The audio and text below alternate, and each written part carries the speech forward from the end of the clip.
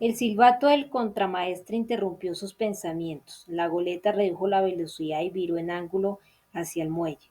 Quincey distinguió la forma familiar del elegante Basarab de pie en la proa que se aproximaba. Se le ocurrió una pregunta amarga. ¿Cómo iba a decírselo a Basarab? Su mentor había gastado mucho dinero para viajar hasta allí por Quincey. ¿Qué explicación podía dar de su repentina decisión de abandonar la producción? Decirle la verdad era imposible. Basarab tenía en gran estima aquel personaje histórico y no aceptaría que ahora era un monstruo, no muerto. Por primera vez, Kinsey comprendió por completo el Hamlet de Shakespeare, un hombre que se enfrentaba a dos caminos opuestos del destino. Si hubiera tenido la mala fortuna de interpretar a Hamlet antes de ese día, lo había representado como una medusa indefensa, pero si le daban la oportunidad en el futuro, sabía que lo representaría cargando con el peso del mundo sobre sus hombros. Arrastrado hasta el borde de la locura por la magnitud de la decisión que tenía ante sí, estaba completamente indeciso sobre cuál sería ser su siguiente paso. Se oyó un chirrido de cadenas cuando bajaron la plataforma al muelle. La figura alta y oscura de Basarab emergió entre la bruma como con un halo de luna en torno a su silueta. Qué magnífica estampa tenía, como un rey que desfilara ante su corte. A Quincey se le había acabado el tiempo, necesitaba dar el siguiente paso. Señor Basarab, bienvenido a Inglaterra, dijo extendiendo la mano cuando el actor bajó por la plataforma. Recibí su telegrama, dijo Basarab, con compasión en la voz. Sí, debido a la muerte de su padre, decide no seguir adelante con la obra, quiero que no sienta culpa, en modo alguno. Una vez más Basarab le había leído la mente. El joven se sintió conmovido por el gesto del gran actor. Quizá no estaba solo después de todo. Basarab era un hombre digno de confianza. Tal vez era la única persona con la que Kinsey podía contar. Los hombres de la tripulación sacaron el equipaje Basarab de la bodega de carga. He estado pensando mucho en este asunto, dijo Kinsey por fin, quedándose corto. Seré honesto con usted. No sé qué hacer. ¿Qué le dice su corazón? Volver a estar en presencia de Basarab calmó a Kinsey. Comprendía lo que quería decirle el actor. Estaba ofreciéndose como aliado, eligiera el camino que eligiese. Kinsey no era un guerrero, no tenía hogar, no podía huir, no podía esconderse. Sin embargo, con Basarab de su lado, quizá podría convertirse en el guerrero que necesitaba ser. Basarab era fuerte y valiente. Lo había visto tomar rápidamente las armas cuando lo habían atacado en el teatro de París. Kinsey tomó su decisión. Continuaría con los planes de la obra y usaría el tiempo de que dispondría con Basarab para convencerlo de la maldad de Drácula, el no muerto. Luego, con el gran actor de su lado, se alzaría para luchar. Entretanto, necesitaba a Basarab y precisaba tiempo para hacer de él algo más que un mentor, un compañero soldado en su lucha. Kinsey se dio cuenta con alegría de que la decisión no implicaba una elección en absoluto. Continuaré con la obra como tributo a mi padre, dijo. Es lo mínimo que puedo hacer. En su muerte le mostraré a mi padre el amor que tan equivocadamente le negué en vida. Basarab sonrió con orgullo. Entonces nos aseguraremos de que tenga éxito. Kinsey sintió que le quitaban un peso de encima. Los recuerdos de todas las peleas que había mantenido con su padre inundaron su mente. Había estado tan cegado por la rabia y la confusión que no se había concedido la oportunidad de llorarle. No deseaba hacerlo en ese momento. Se apartó. No quería que Basarab viera las lágrimas que se formaban en sus ojos. El actor le puso una mano en el hombro y habló con suave voz de barítono. No hay vergüenza en las lágrimas. Aún recuerdo el triste día en que perdí a mi padre. ¿Cómo murió? Yo era muy pequeño, mi padre era guerrero y lo asesinaron sus propios compatriotas.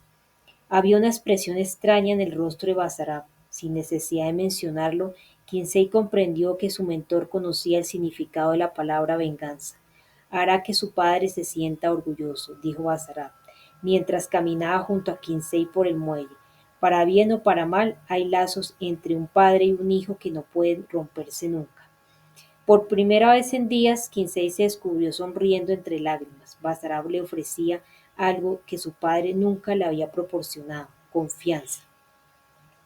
El sargento Lee en la puerta del Red Lion levantó la mirada y vio la esfera del Big Ben iluminado por su nueva luz eléctrica. El sol empezaba a ponerse detrás de los edificios del Parlamento y el reloj de la torre proyectaba su larga sombra sobre el Támesis. Se suponía que Comfort tenía que haber llegado hacía un cuarto de hora, y Lee no podía aguantar ni un minuto más esperando dentro del bar. No se sentía cómodo allí sentado, tenía sed y quería participar de la jovialidad, pero todavía estaba de servicio. Para evitar la tentación había salido a la calle, era lo mejor. Si su esposa se enteraba de que estaba en un bar, sobre todo esa noche, su aniversario de bodas, habría tenido algo más que una pequeña disputa. Lee terció el gesto al volver a mirar el reloj. No había llegado a casa a tiempo para acostar a los niños desde hacía más de una semana. Esperaba que su mujer comprendiera que por el hecho de tener que trabajar esa de entre todas las noches no estaba intentando agravar el problema. Cuando se casó, Clara ya sabía que él era, en primer lugar y ante todo, un hombre con deberes. Perderse una cena a la luz de las velas con su amada esposa era un pequeño precio que pagar por la posibilidad de salvar la vida de otra mujer. Sargento Lee. Lee giró sobre sus talones y vio a Comfort caminando como un pato hacia él. Llega tarde, señor. ¿A quién ha dejado vigilando a nuestro sospechoso? Preguntó ansiosamente Comfort, y con una sonrisa añadió, ¿a ese nuevo tipo Price?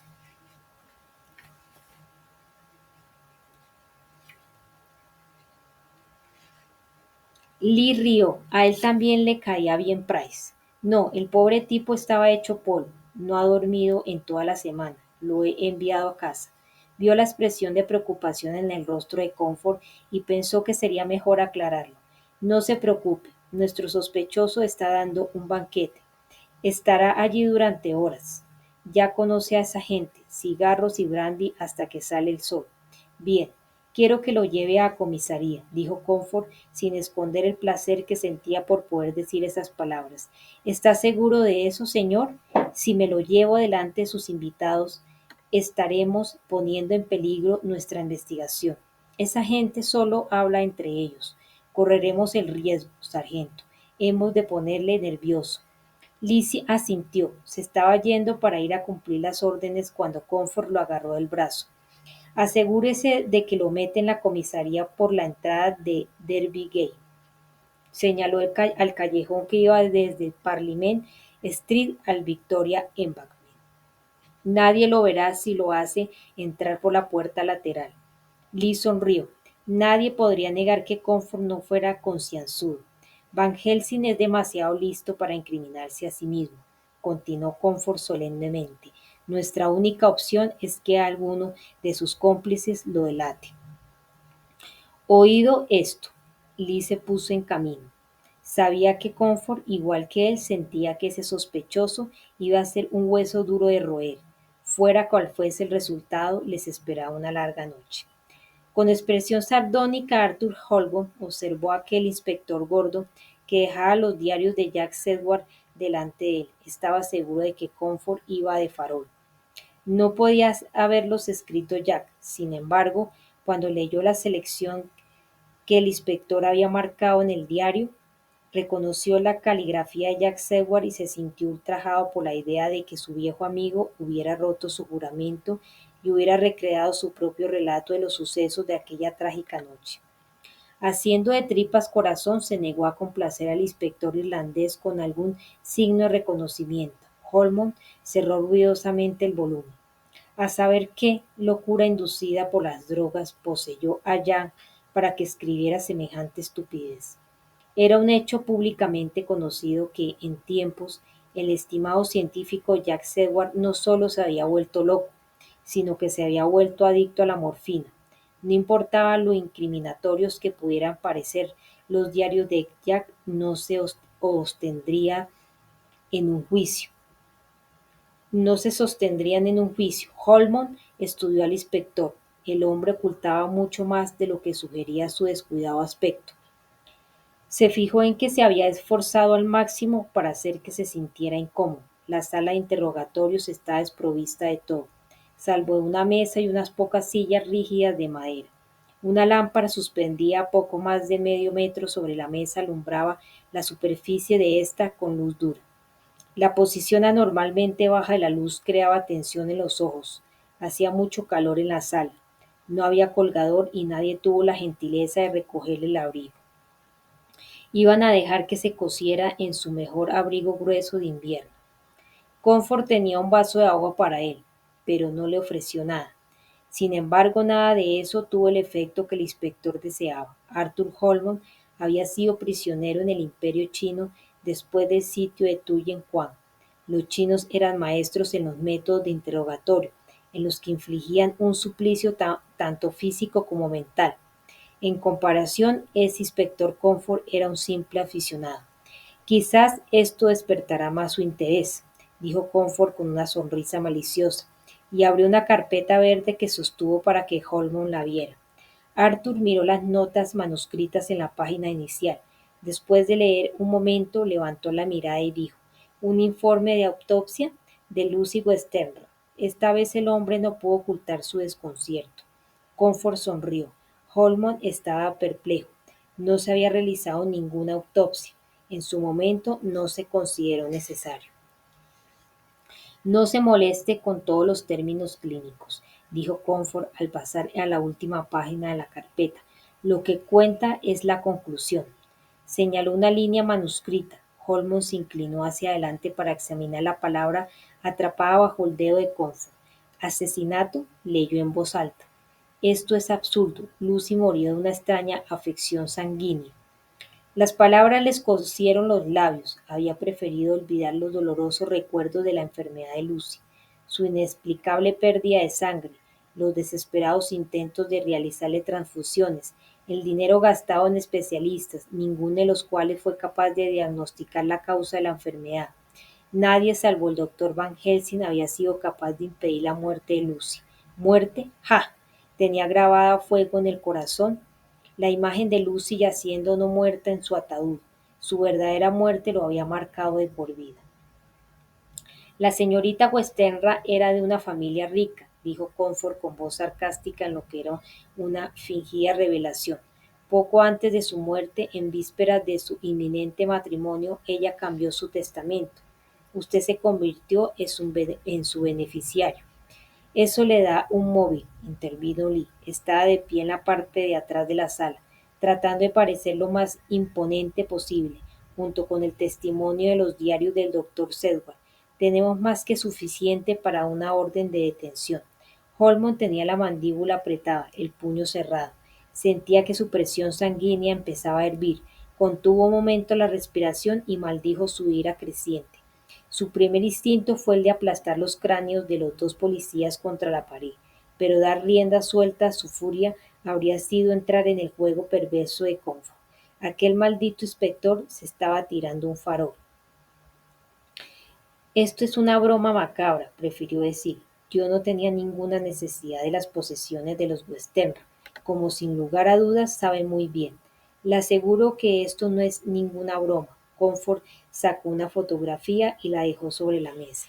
A Holborn el corazón le dio un vuelco. Era un atroz esqueleto. Una melena de cabello largo crecía desde el cráneo, que estaba separado del cuerpo. Había una estaca de hierro clavada entre las costillas del esqueleto. El vestido de marfil que Lucy se había hecho para la boda. Estaba podrido y sucio de polvo y sangre seca.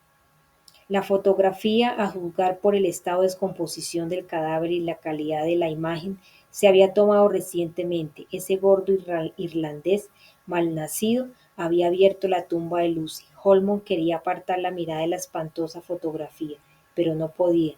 No era capaz ni siquiera de parpadear. Deliberadamente decidió no coger la fotografía, porque sabía que Comfort apreciaría el temblor de sus manos.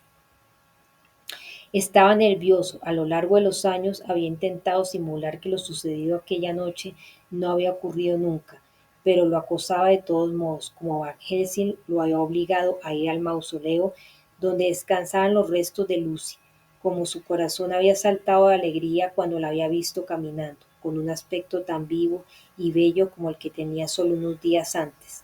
Al principio había pensado que era una alucinación. hasta que se volvió y vio la expresión de horror y asombro en el rostro de Jack Sedgwick. Lucy lo había llamado con voz tan melódica y dulce como siempre. Ven a mí, esposo mío, bésame. Podemos estar juntos para siempre como prometimos.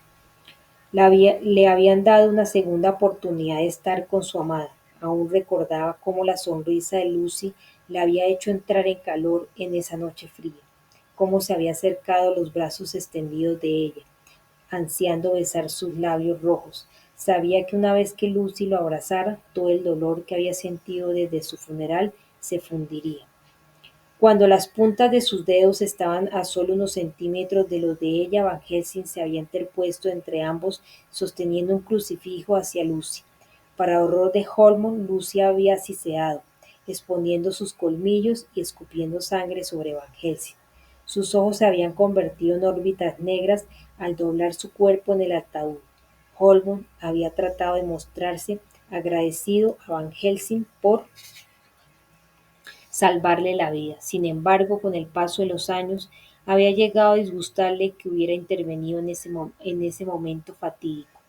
Una eternidad de juventud imperecedera con su amada Lucy no habría sido mejor que aquello en lo que se había convertido su vida. Van Helsing había tratado de explicarle que le habría costado su alma eterna, pero aquel hombre no podría entender nunca que los 25 años pasados sin Lucy habían tenido un coste mucho mayor.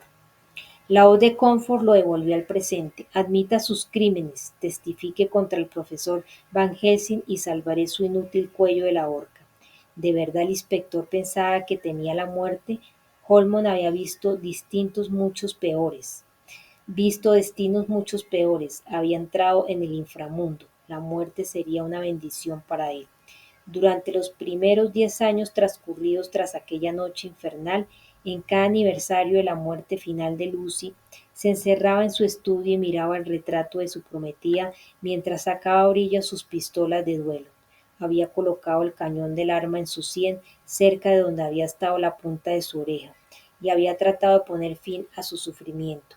Quería estar con Lucy, pero cada vez las palabras de la Biblia que había aprendido de pequeño resonaban en su mente, recordándole que aquellos que cometen suicidio están condenados. Sabía en su corazón que el alma de Lucy estaba en el cielo. Había sido el deseo de liberar su alma lo que había permitido que Van Helsing lo convenciera de clavar la estaca en su corazón no muerto. Aún así encontraba escaso alivio en la idea, al recordar cómo le habían temblado las manos mientras Lucy gritaba en el momento en el que Mazo incrustó la estaca en lo más profundo de su corazón, salpicando sangre carmesí sobre su hermoso vestido de boda color marfil. El destino nunca había sido tan cruel como para pedir a un novio que matara a su prometida el día que debería haber sido el de su boda. Lucy nunca había pedido ser convertida en una criatura de la noche. Ese demonio, Drácula, había tomado la decisión. Holmes se dio cuenta de que los vigilantes ojos de Comfort estaban clavados en él. Era el momento de forzarlo a que mostrara su mano y descubrir cuánto sabía realmente ese sabueso irlandés. Empujó los diarios y el informe de la autopsia hacia Comfort y se reclinó arrogantemente en su silla. Una oferta muy amable, pero sus pruebas son meramente circunstanciales, inspector. Si hubiera podido obtener una orden de detención, ya me había puesto los grilletes. Está jugando a un juego peligroso, replicó Comfort, haciendo un gesto hacia los diarios. Seward no pudo vivir con su culpa. Planeaba dejar en evidencia a Van Helsing y el profesor lo mató. Con el debido respeto a un representante de Scotland Yard, es lo más ridículo que he oído nunca. Jack Sedgwick era el más preciado pupilo de Van Helsing, algo así como el hijo que nunca tuvo. Esa clase de vínculo no termina en asesinato, se está agarrando a un clavo ardiendo. Cuando Jonathan Harker descubrió la verdad, añadió Lee, haciendo caso omiso del argumento de Holborn, Van Helsing lo mató también a él. Van Helsing no quiere dejar rastro, dijo Comfort. Se inclinó hacia adelante, adoptando una nueva táctica tratando de sonar amistoso. Usted es el siguiente de la lista. Sinceramente lo dudo. Holmon rió al cazar el farol de Comfort. Van Helsing es un frágil anciano de 75 años. No estoy diciendo que actuará solo. Van Helsing hizo de mentor con usted y sus amigos. Los sedujo para que cometieran asesinato. Arthur Holborn paró de reír y le clavó una mirada penetrante. El abrupto silencio era ensordecedor, roto únicamente por el tic-tac del reloj y la respiración colectiva. El que hablara a continuación perdería esa batalla de voluntades.